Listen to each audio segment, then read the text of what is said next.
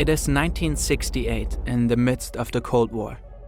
The Soviet submarine K-129 quietly sails through the deep waters of the Pacific. Suddenly, around 1,500 miles northwest of Hawaii, it vanishes from radar.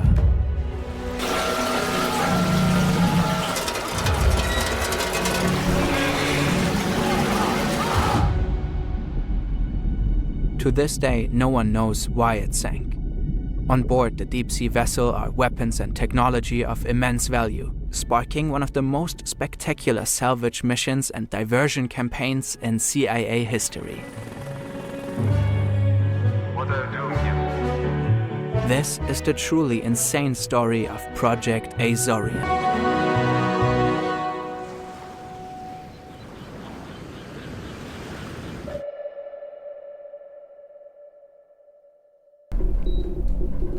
On March 8, 1968, officers at a US naval base record an unusual signal through their sound surveillance system. SOSUS is a state-of-the-art technology to detect submarines. The signal, which presumably originates from an underwater implosion, can be traced to a specific location around 1,500 miles northwest of Hawaii. It's an area known to be patrolled by the Soviet Navy. Meanwhile, in a Soviet control center, the Soviets make several radio checks on their ballistic missile submarine K-129, all without success. Something is wrong. They immediately initiate a massive search for the missing vessel. It will last a full 2 months with no success. As a result, K-129 is considered lost, along with its 83 crew members.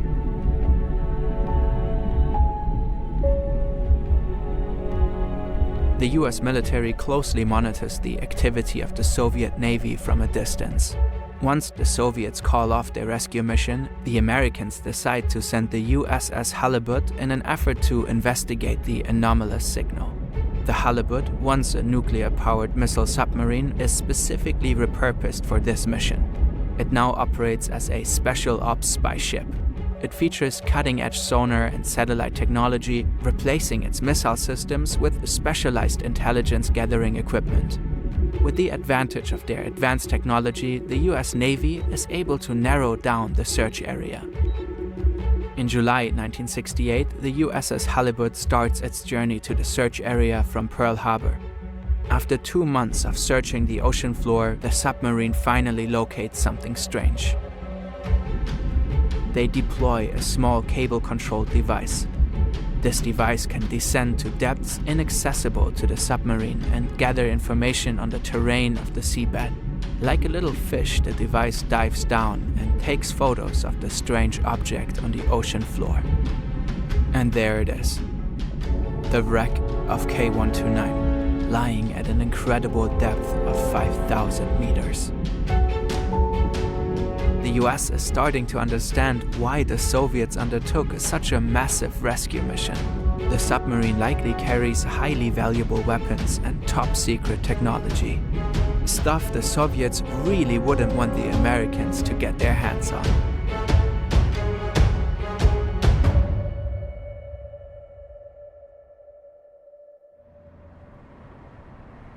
Back in Washington, D.C., curiosity is growing.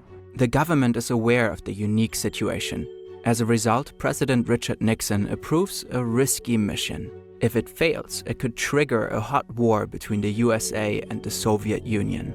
At that time, the Cold War had reached a détente, a temporary ease of the arms race. But the chance of retrieving an enemy vessel carrying invaluable military treasures is too significant to ignore. This marks the beginning of a truly unbelievable mission. The CIA is ordered to conduct the secret operation. In contrast to the military, the intelligence agency works more efficiently and is less regulated. At least that's what experts say. Recovering a submarine from a depth of 5,000 meters is a challenging and expensive task. The agency's solution, while seemingly bizarre, is very straightforward. They want to build a massive claw to lift the submarine from the ocean floor, similar to an 80s arcade game. But instead of stuffed animals, you get a Soviet war machine. The CIA comes up with a plan. A special ship is required. It needs to carry a giant claw capable of grabbing a colossal submarine. But it has to look like a civilian vessel from the outside. How do you build such a ship without arousing suspicion from the press or Soviet spies? It wouldn't be a CIA operation without a proper cover story. To help them out, the CIA selects none other than the billionaire and aerospace tycoon Howard Hughes. He shall play the leading role in a well-orchestrated diversion campaign.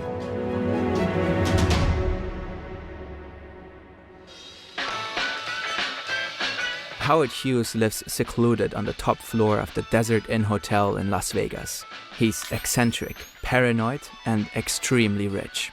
The way he does business is unconventional, and he's known for his many ventures. Some people refer to him as the Elon Musk of the 60s. As part of the diversion campaign, Hughes expands his business ventures into deep-sea mining. He creates a company dedicated to mineral exploration and commissions the construction of a deep-sea mining vessel, the Hughes Glomar Explorer. The ship is constructed in plain sight. Officially, it's built for the exploration of manganese nodules, small mineral formations found on the ocean floor. To further the illusion, Hollywood actor Richard Anderson is hired to endorse Howard Hughes' new endeavors. In a dedicated commercial, they pretend to try to sell the project to the mining industry. I'm now aboard what is probably the most technologically advanced seagoing vessel in the world today, the Glomar Explorer. Meanwhile, the CIA commissions Lockheed, renowned for developing spy planes, to secretly construct a massive claw capable of grabbing an entire submarine. Nobody notices what's really happening. The construction takes over 4 years and costs around $350 million. For the US government, the ship is worth every penny. The stakes are high. The mission cannot fail under any circumstances. From a technical viewpoint, the Glomar Explorer is truly a fascinating ship. It weighs 50,000 tons and is 189 meters in length, equipped with a giant hoisting mechanism. A large internal hangar, the so-called moon pool, provides access to the ocean.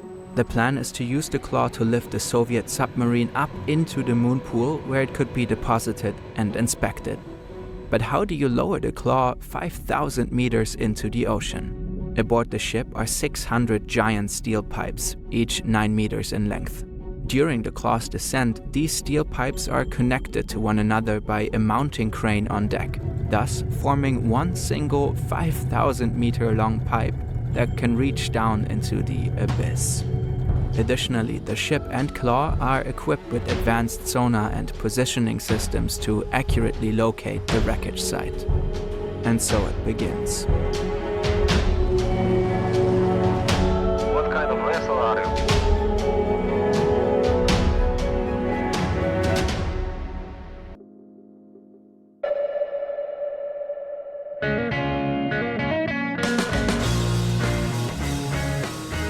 It's the summer of 1974. 6 years of preparation have gone by. Meanwhile, K-129 is slowly decaying on the ocean floor. The recovery ship is on course to the wreck site. The preparations went according to plan and morale is high. One of the members documents their excitement in a diary. The sky was leaden, yet the crew had spirits that were as bright as polished silver. Mission impossible? Nonsense. Impossible was not in our vocabulary. A few days into the journey, the Glomar Explorer receives critical intelligence.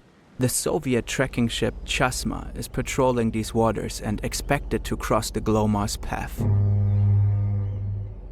When they arrive, the Soviets seem suspicious. To further investigate what's going on, they launch a helicopter. The crew of the Glomar is nervously watching as the Soviet helicopter makes several low passes near their ship. If the Soviets uncover the true purpose of the Glomar's mission, it could escalate into a dangerous conflict. Eventually, the helicopter returns to its ship. The Glomar Explorer and Chasma open communication over radio. We are on our way home and heard your foghorn. What are you doing here?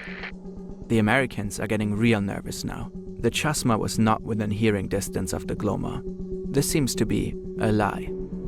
but the CIA agents stick to their cover story.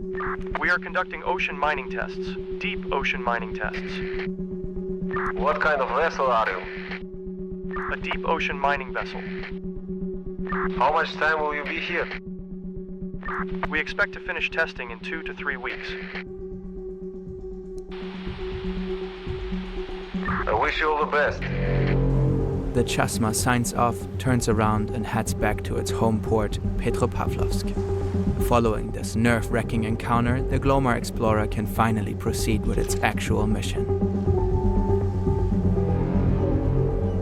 Very slowly, the colossal claw begins its descent into the deep, dark ocean. Every now and then, a Soviet ship curiously passes by. The crew is getting ever more tense. After about a week, the sonar system attached to the claw detects the seabed. Another week of prep and troubleshooting follows. Finally, the claw secures the wreck and the lift begins. The 2,700-ton submarine ascends from its watery grave. The claw is pulling it up meter by meter. It seems to be going well. Then, suddenly, the claw partly breaks and opens. In turn, over half of the submarine breaks off and sinks back into the depths.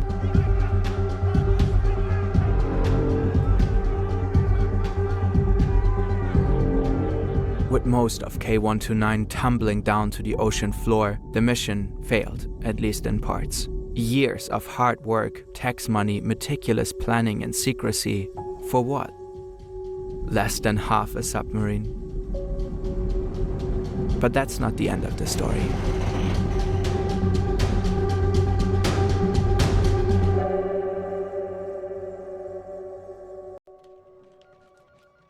Immediately after the failed first attempt, the CIA plans a second mission to recover the remaining parts of K-129.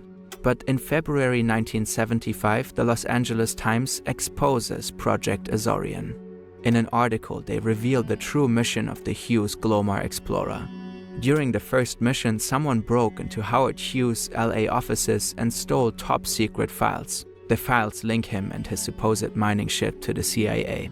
The news spread rapidly, forcing the US government to issue a public statement.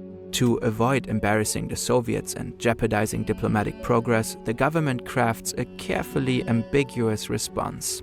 We can neither confirm nor deny. A phrase that became known as the Glomar response.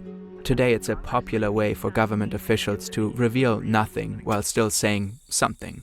Either way, the leak marked the end of Project Azorian.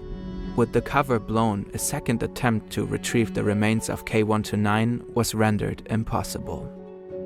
To this day, the contents of the recovered section remain a mystery. Official CIA reports state that only some torpedoes were found, but no cryptographic codes, machines, or other significant technology. The veracity of that claim is, of course, debatable.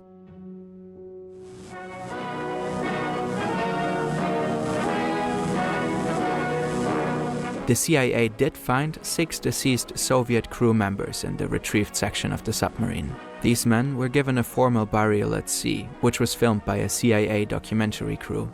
The footage was declassified and presented to Russian President Boris Yeltsin in 1992 as a gesture of goodwill.